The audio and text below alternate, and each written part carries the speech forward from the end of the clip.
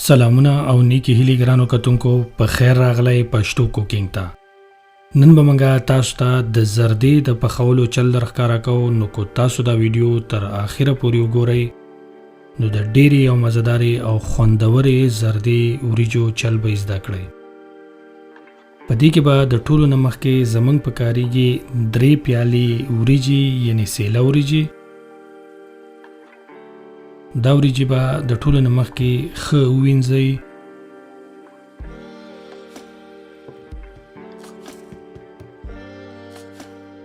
نو کله چې دا وریجې ښې وینځلې او پاکې م کړلې نو بیا به پکې تړمې اوبه ور واچوئ او د 3 غنټو دپاره به کم از کم پستېدو ته به یې کېږدئ.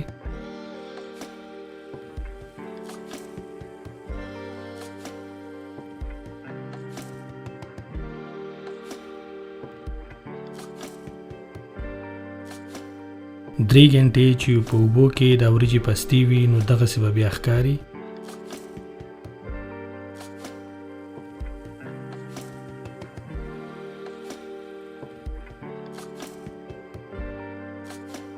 اوس به تقریبا 3 لیټره اوبه یو لوښي ته ور واچوئ او تودې به یې کړئ، یعنې اوبه به یې خوټ کوئ. کله چې اوبه وخوټ کېدلې نو بیا به ورته یو 4 یا 5 دانې الایچي ور واچوئ او دا به پکې هم وخوټ کوئ.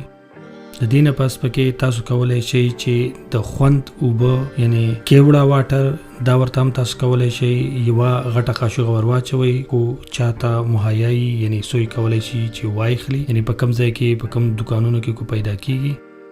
او تقریبا نیمه وړه قاشوغه د خوراک رنګ موږ خو ته نارنجي رنګ ور اچولی او تاسو کولی شئ چې زیړ رنګ هم ور واچوئ. کله چې پکې دغه رنګونه او لاچي او دغه واټر ور واچول نو د دې نه پس ورته بیا دا وریجې ور واچوئ او دا پکې دومره په دې اوبو کې پخې کړئ چې تقریبا 50% پخې شي پکې دا وریجې.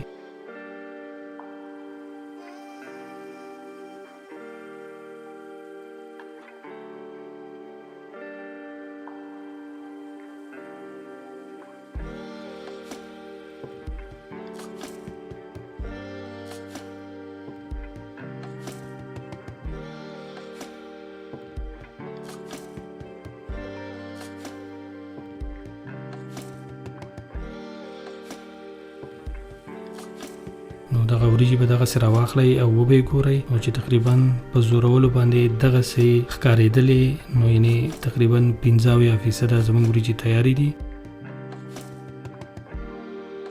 اوس به دا وریجې د اوبو نه وباسئ په دغسې یو جال کې او پرېږدئ چې ښې وچې شي، یعنې ټولې اوبه ترې وځي.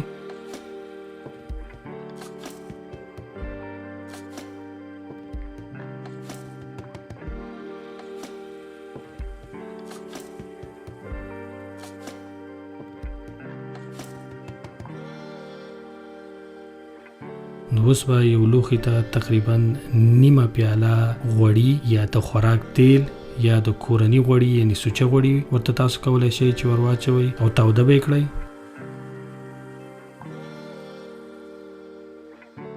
کله چې غوړي لږ تاوده شول یعنې ګرم شول نو بیا به ورته 4 دانې ټکېدلې لاچي ور واچوئ او دا به هم پکې د یو 2 منټو دپاره سرې کړئ.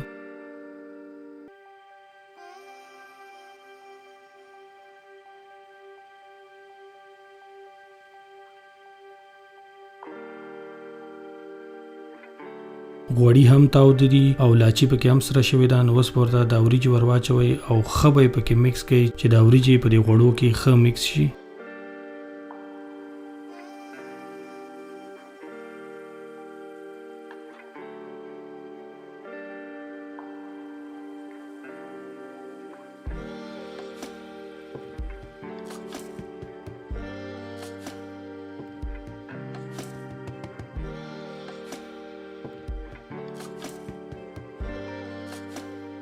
وریجې چې مکس شولې نو بیا به ورته تقریبا 2 پیالې چینی یعنې بوره تقریبا 300 ګرامه دا به په سر ور واچوئ او د لوښي دا سر به کېږدئ چې دا په دغه تف کې په دې وریجو کې حل شي.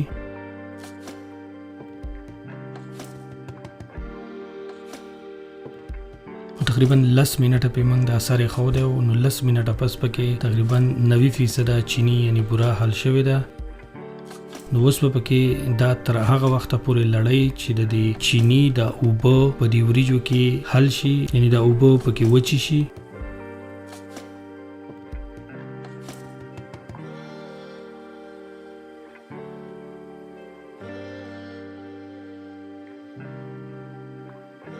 نو کله چې اوبه وچې شولې نو تاسو کولی شئ چې بیا وچه میوه ورته ور واچوئ. موږ ورته بادام، پیستا او وسکي یعنی ممیز ور اچولي وو. دا به پکې ولړئ او ښه به پکې میکس کړئ او بیا به پرې سر کیږدئ. په کم اور باندې د 15 نه تر 20 منټو پورې به وله دم ورکړئ.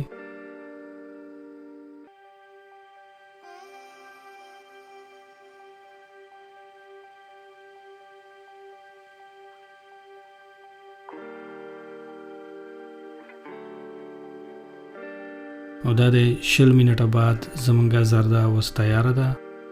نو تاسو کولی شئ چې په دې کې بیا ګلاب جامن او کویا هم ور واچوئ. نو دا ورسره هم ډیر خوند کوي. نو دا شو زمونږ د زردې د پخولو طریقه. نو که ستاسو دا ویډیو خوښه شوې وي نو زمونږ د چینل سبسکرایبول درنه هیر نشي او د خپلو ملګرو سره هم شریک کړئ. زمونږه پاڼه په فیسبوک کې هم شته دی. تاسو کولی شئ چې په هغې کې هم زمونږ ویډیوګانې وګورئ. نو د دې سره اوس موږ ستاسو نه اجازت غواړو. په الله مو سپارم. د الله په امان.